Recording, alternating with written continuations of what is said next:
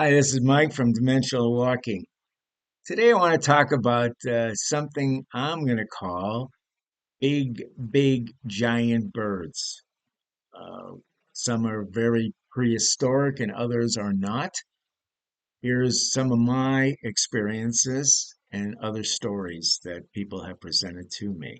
And so I kind of put it all together, and I think you really enjoy it because this big bird thing is quite, quite the thing, okay? So, kind of start this out is on a personal story, and I'll give you a couple of them because I've had a few of my own big bird stories.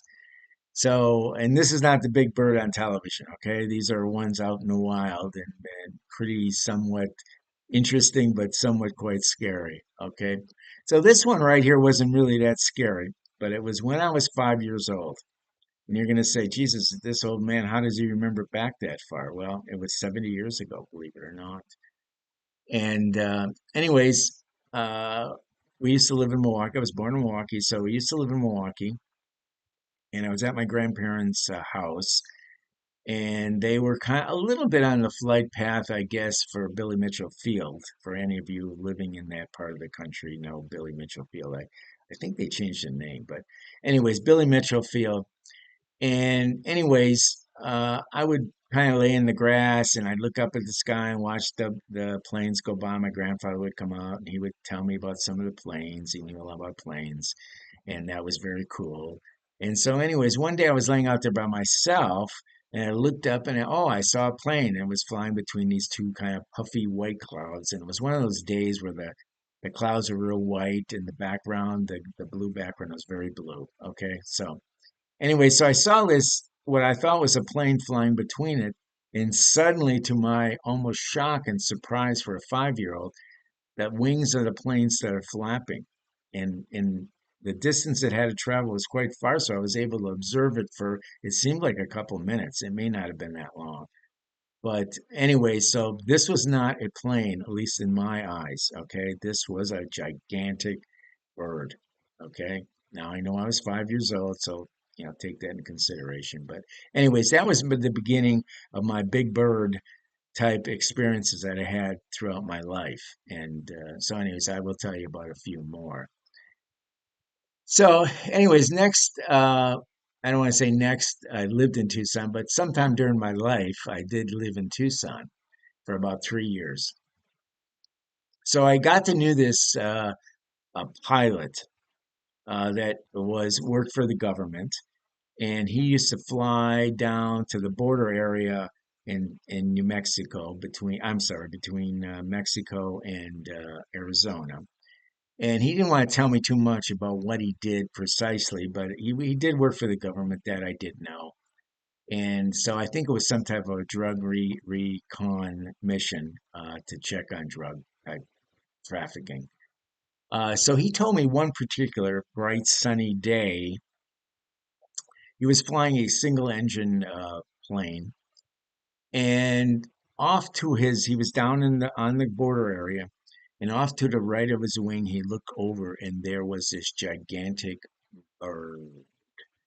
Okay, and so the bird looked him in the eye, and he looked the bird in the eye, and he remembers that he was flying at approximately 175 miles per hour.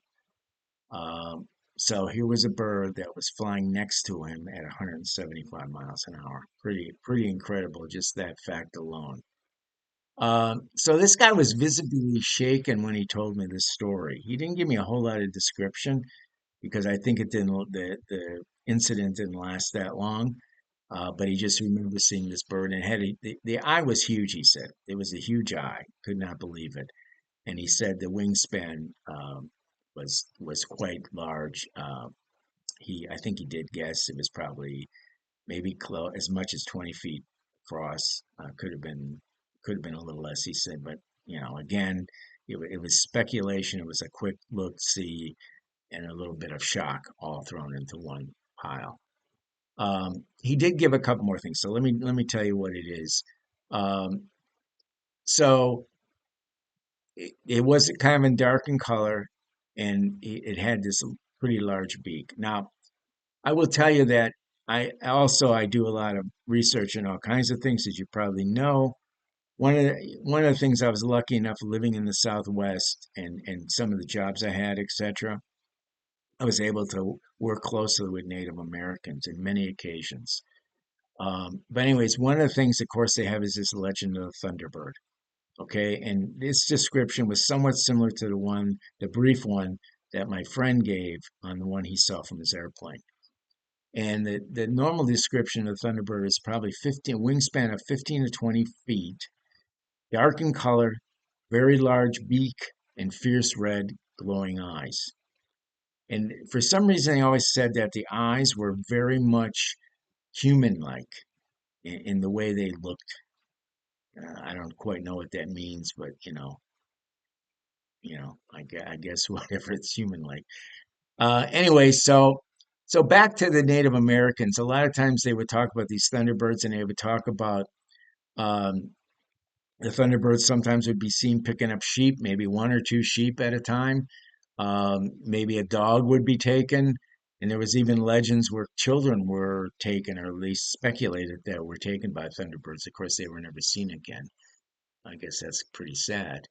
Um, Another personal encounter I had with these creatures was when I lived in Albuquerque. I happened to be on the east side up on Sandia Mountain,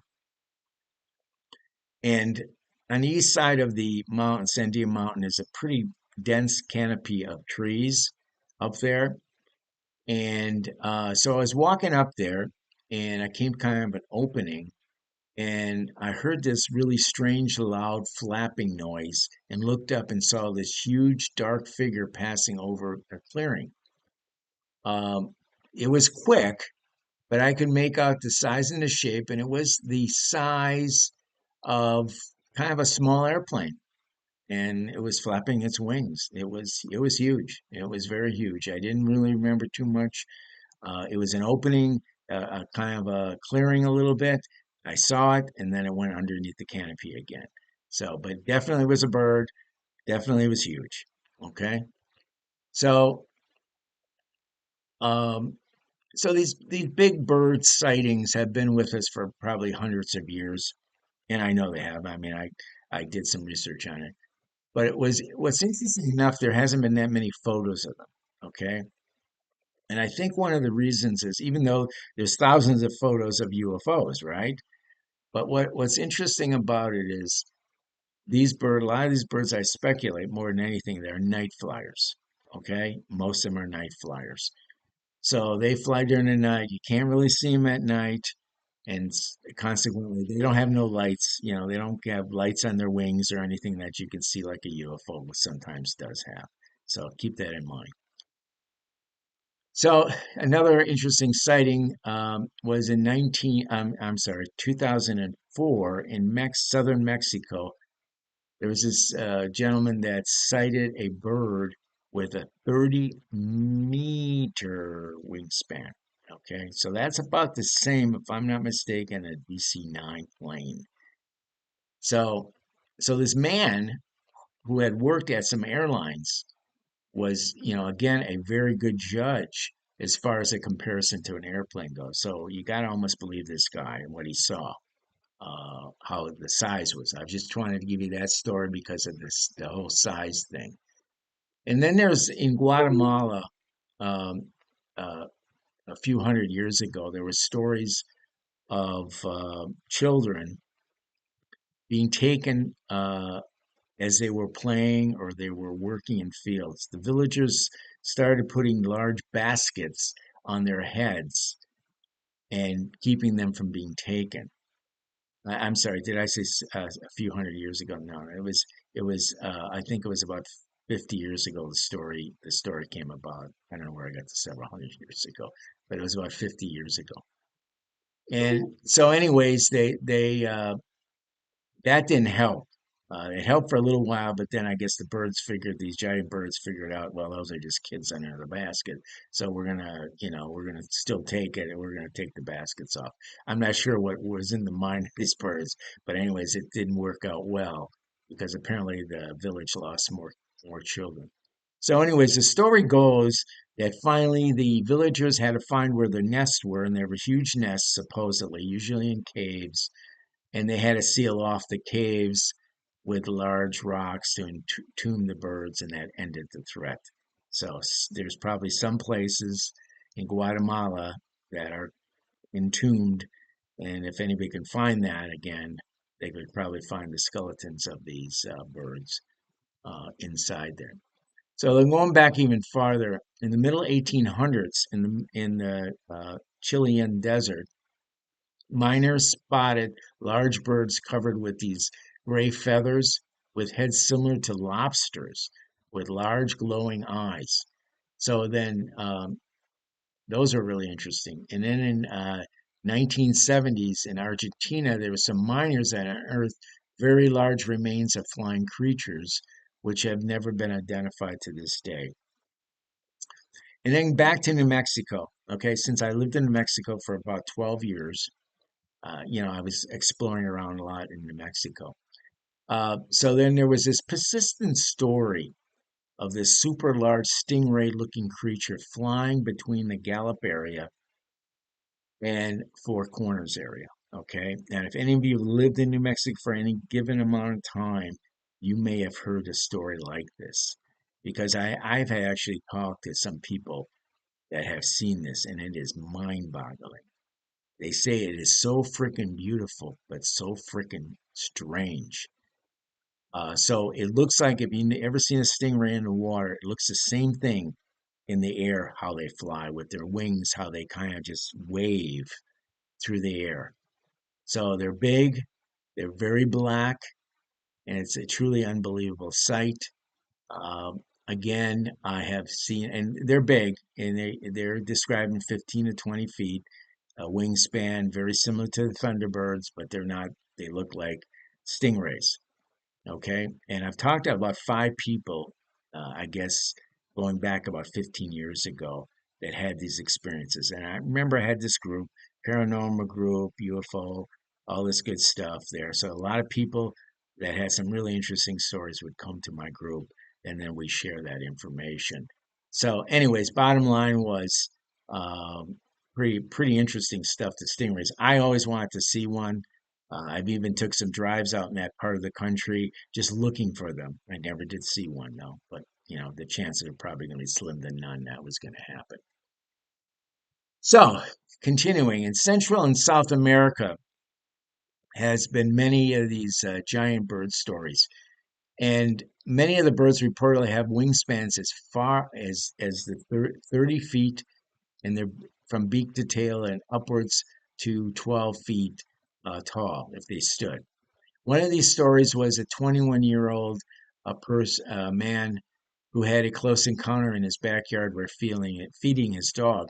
He heard this huge branch snap in a nearby tree, and this huge bird, nearly 12 feet tall, with a hooked beak, landed in front of the young man. They stared at each other and then suddenly left. The bird left in a sudden big gust of wind. I think the bottom line was I think the uh, the giant bird was going to probably pick up the dog is what was going to happen. But I think when the um, uh, human showed up, I think that was just a little too much for him. Although I would say that you could probably peck the heck out of that human. I have to tell you a quick story now that reminds me of something. I took my dog outside one time in Oregon, and it was going to take it out to go to the bathroom, which you do. And for some reason, I put it on a leash this time, which was very unusual. I don't know if I heard something or felt something was going to happen. I don't know what the reason was anymore. But I took it out, and suddenly it was this huge swirl and whirl and blah, blah, blah. And it was a bald eagle. And bald eagles are big, but they're not nothing like these giant birds, okay? But it was impressive because you could hear these wings flapping as he was coming down. In this particular time, I don't think he was trying to get my dog. For some reason, he wanted to land. I don't know what the problem was. I think he picked up some prey that was too heavy because I remember it dropped the prey and then it went back and picked it up, and that's what it was happening. I think the prey was on the ground and it was coming to pick it back up again. The prey was dead, which is unusual that they would pick up a dead animal. Normally they kill it, right? So, anyways, it came down. It did pick it up and it did take off again. It took a look at us and didn't want to have anything to do with us. But that was amazing because the wingspans are huge. I don't know, 5 foot, maybe 6 foot. I don't know, but it was big and it was kind of scary when it happened. Not expecting it. Okay. So, anyways, that was that. And then let's see what else we got here. Um, so then in the 1970s, there was this whole vampire thing in Puerto Rico. So uh, there was these creatures that looked like pterodactyls, and one of them landed on this guy's house and stood there for about 10 minutes. And anyways, occasionally they would pick up a chicken or two, but there was quite a few of these in Puerto Rico in the 70s. I don't know if it's still around or available. Um, so, anyways, there would be chickens, and they had these deep, I would guess, plumes. Their neck had this very thick neck, and it had these beautiful dark plumes. They were very strange, and these sightings went on, I think, actually until the 90s. So, anyways, with all that said, let me just say these big birds, from my own personal experience and other people I've talked to, and some of the research I did about other parts of the world, they do exist. I think the whole Thunderbird thing is a true story, and it's been going on for hundreds of years. And many of the Native American tribes have seen the Thunderbirds, and they kind of worship them as a symbol of courage and all these other things. And they fear them too. Let's face it, they do fear them too. So anyways, I always say sleep tight. For 99.8% of the time, our bird encounters are just the small type, thank God. But it's the 0.2% of the time that makes life quite interesting and exciting. It's the 0.2% of those other sightings is what I'm talking about, those big bird sightings. So happy trails until we meet again. Thanks a lot. Bye bye.